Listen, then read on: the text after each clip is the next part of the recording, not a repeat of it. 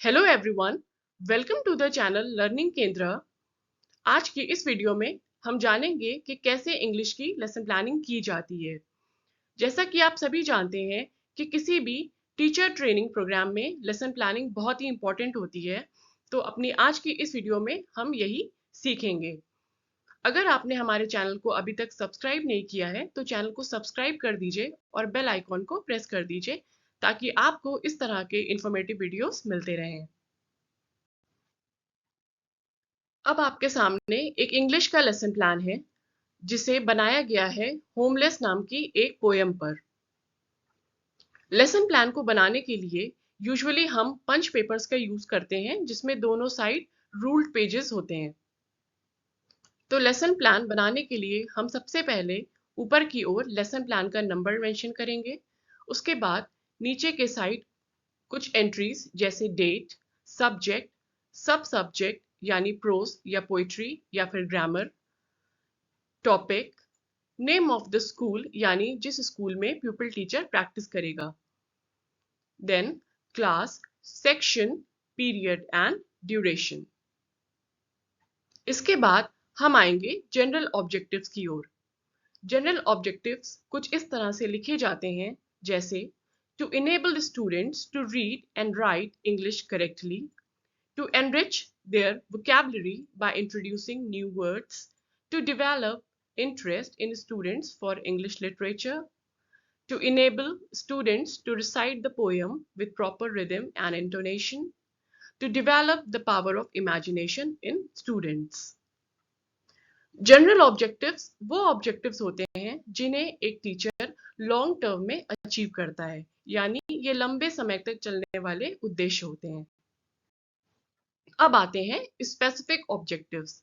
Specific objectives वो objectives होते हैं जिन्हें एक टीचर अपने पीरियड या क्लास के ड्यूरेशन के दौरान ही अचीव कर लेता है। इनमें अलग अलग लेवल्स पर अलग अलग टर्म्स दिए गए हैं जिनके आधार पर हम ऑब्जेक्टिव्स की फ्रेमिंग करते हैं। जैसे सबसे पहले आता है नॉलेज लेवल, जिसमें कुछ इस तरह से ऑब्जेक्टिव्स फ्रेम करे गए हैं। The students will be able to know about the poem Homeless. The students will be able to recall the meaning of the difficult words. Next है understanding level. The students will be able to explain the poem Homeless. The students will be able to discuss about the poem in class. Then application level. The students will be able to present the central idea of the poem.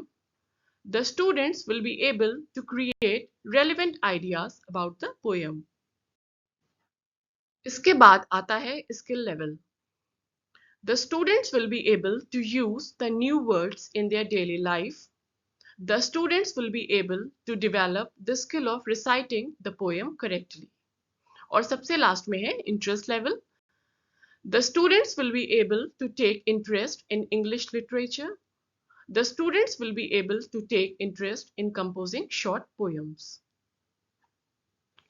हमारा अगला point होगा material 8, जिसमें हम उन सभी चीज़ों के नाम मेंशन करेंगे जिन्हें हम अपने लेसन प्लान में यूज़ करेंगे, जैसे chalk, duster, pointer, chart etcetera. इसके अलावा हम और TLM यानी टीचिंग लर्निंग मटेरियल भी यूज़ कर सकते हैं, जैसे कोई मॉडल या फिर फ्लैश कार्ड्स। अब हम आते हैं इंट्रोडक्टरी क्वेश्चंस की ओर। जैसा कि आप सभी जानते हैं कि किसी भी लेसन प्लान का सबसे इंपॉर्टेंट पार्ट होता है उसके इंट्रोडक्टरी क्वेश्चंस यानी उसके प्रस्तावना प्रश्न। यहाँ पर आपके सामने 4 इंट्रोडक्टरी क्वेश्चंस फ्रेम किए हुए हैं। ये इंट्रोडक्टरी क्वेश्चंस बच्चों की प्रीवियस नॉलेज से रिलेटेड होंगे, जैसा कि इसके पहले वीडियो में मैंने बताया था कि किस तरह से इंट्रोडक्टरी क्वेश्चंस फ्रेम किए जाते हैं। आपको भी अपने लेसन में इसी तरह से इंट्रोडक्टरी क्वेश्चंस को फ्रेम करना होगा और ये इस बात का ध्यान रखना होगा कि जो भी आप फ्रेम करें क्वेश्चंस वो बच्चे की प्रीवियस नॉलेज से रिलेटेड हो। इंट्रोडक्टरी क्वेश्चंस के बाद हमारा नेक्स्ट पॉइंट होगा स्टेटमेंट ऑफ एम, जिसमें आप बच्चों को ये बताएंगे कि आज की क्लास में हम क्या पढ़ने वाले हैं। जैसे मैंने यहाँ पर लिखा हुआ है, dear students, today we will discuss about the poem homeless. अब नेक्स्ट आएगा प्रेजेंटेशन पार्ट। आपको भी प्रेजेंटेशन पार्ट कुछ इसी तरह से मेंशन करना होगा। सबसे पहले रहेगा सीरियल नंबर, फिर teaching point, then pupil teachers activity और सबसे लास्ट में स्टूडेंट्स एक्टिविटी। हमारा सबसे पहला टीचिंग पॉइंट होगा मॉडल रेसिटेशन, जिसमें प्यूपिल टीचर खुद पढ़कर बच्चों को पोयम दिखाएगा या सुनाएगा। Pupil teacher will recite the poem with proper rhythm and intonation. और स्टूडेंट्स उसको ध्यान से सुनेंगे। Students will listen carefully. Second teaching point है pronunciation drill. Pupil teacher will pronounce difficult words like envy, lair, revert, sufferance and untenured. Students will pronounce properly. Next teaching point आएगा word exposition, जिसमें कि प्यूपिल teacher बच्चों को difficult words की meaning बताएगा। Pupil teacher will explain the meaning of the difficult words with the help of students and the students will respond. Fourth teaching point है imitation recitation. The pupil teacher will ask 2 or 3 students to recite the poem properly. The students will recite the poem with proper rhythm and intonation. सबसे last teaching point है comprehensive questions, जिनमें प्यूपिल teacher बच्चों से poem से related कुछ questions पूछेगा और ये देखेगा कि बच्चों ने कितना सीखा।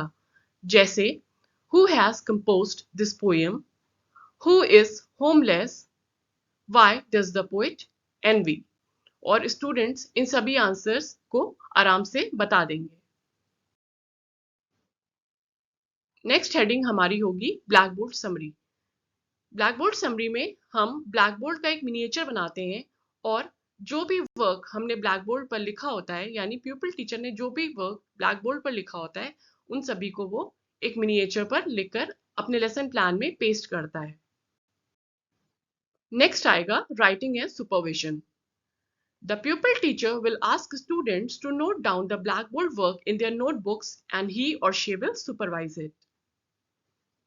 इसके बाद आते हैं रिकैप क्वेश्चंस, जिनमें प्यूपिल टीचर पोएम या चैप्टर से रिलेटेड कुछ क्वेश्चंस बच्चों से पूछेगा और उन्होंने जो कुछ भी लर्न किया है वो सभी कुछ रिवाइज करवाएगा। और सबसे लास्ट में आता है होमवर्क।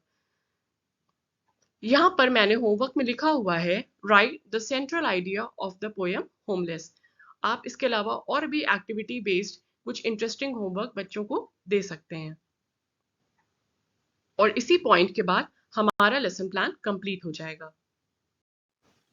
आशा है आपको आज का ये वीडियो पसंद आया होगा और आपको यूजफुल लगा होगा। तो जुड़े रहिए हमारे चैनल लर्निंग केंद्र के साथ, और अगर आपने हमारे चैनल को अभी तक सब्सक्राइब नहीं किया है तो please like, share and subscribe. Thank you so much.